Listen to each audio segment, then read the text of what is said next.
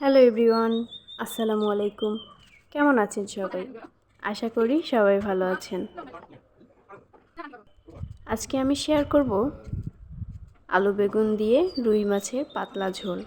আমি সকালবেলা এটাই রান্না করেছিলাম আর ভেবেছিলাম রান্নার পরেই আপনাদের সাথে ভিডিওটা শেয়ার করব, কিন্তু কাজের চাপে আর হয়ে ওঠেনি।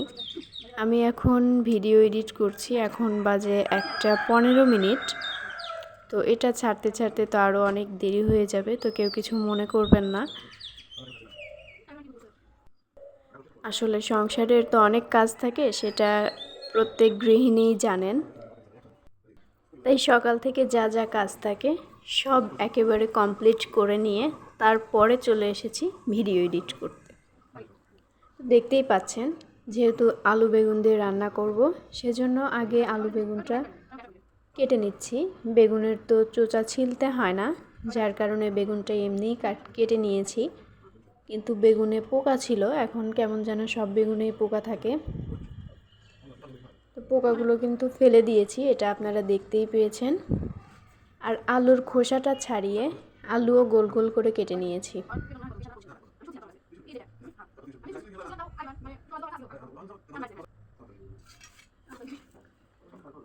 দেখুন, আমি কিন্তু এভাবেই কাটি। এখন পেঁয়াজ মরিচ কাটার পালা। পেঁয়াজটা কুচি কুচি করে কেটে নেব, আর কাঁচা মরিচটা শুধু ফালি করে কাটবো। একটা মরিচ 4টা ফালি করব, যেন দেখতে একটু ভালো লাগে। 2 ফালি করলে কেমন যেন মোটা মোটা লাগে আমার কাছে, সেজন্য আমি 4 ফালি করেই কাটি। এই যে দেখুন কিভাবে কেটে নিয়েছি। চুলার উপরে একটা ননস্টিকের কড়াই বসিয়ে তার মধ্যে তেল ঢেলে নিয়েছি পরিমাণ মতো। তারপরে পেঁয়াজ কাঁচামরিচ দিয়ে ভাজতে থাকবো। হালকা বাদামি করে ভেজে নেব পেঁয়াজগুলো, বেশি যেন পুড়ে না যায় সেদিকে খেয়াল রাখতে হবে। আবার সাদা সাদা থাকলে টেস্ট অত বেশি ভালো আসে না, সেজন্য আমি একটু বাদামি করেই ভেজে নিই। তারপরে পানি দিয়ে মশলাগুলো কষিয়ে নেব।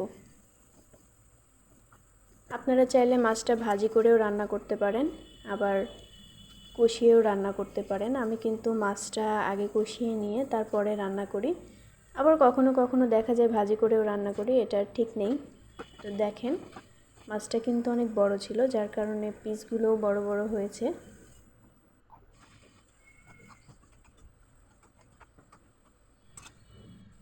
মাছগুলো কষিয়ে নিয়ে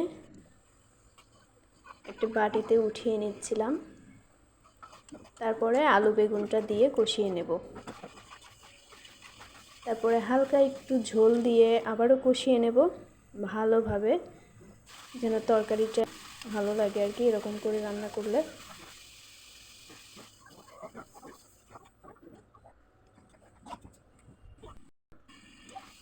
তরকারি কষানো হয়ে গেলে একটু ঝোল ঝোল থাকতেই মাছগুলো দিয়ে দেবেন, যেন মাছটাও তরকারির সাথে একটু মিশে যায়। তারপরে আমরা ঝোল দিব।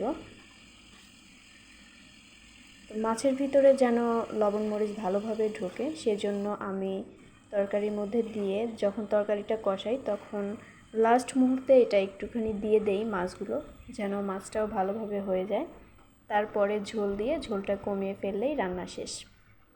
দেখতে কেমন হয়েছে, খেতে তো ভালোই লাগলো। তো দেখতে কেমন হয়েছে সেটা আপনারা জানাবেন, আর রান্নাটা কে কীভাবে করেন সেটাও জানাবেন। আজকে এ পর্যন্তই। আল্লাহ হাফিজ।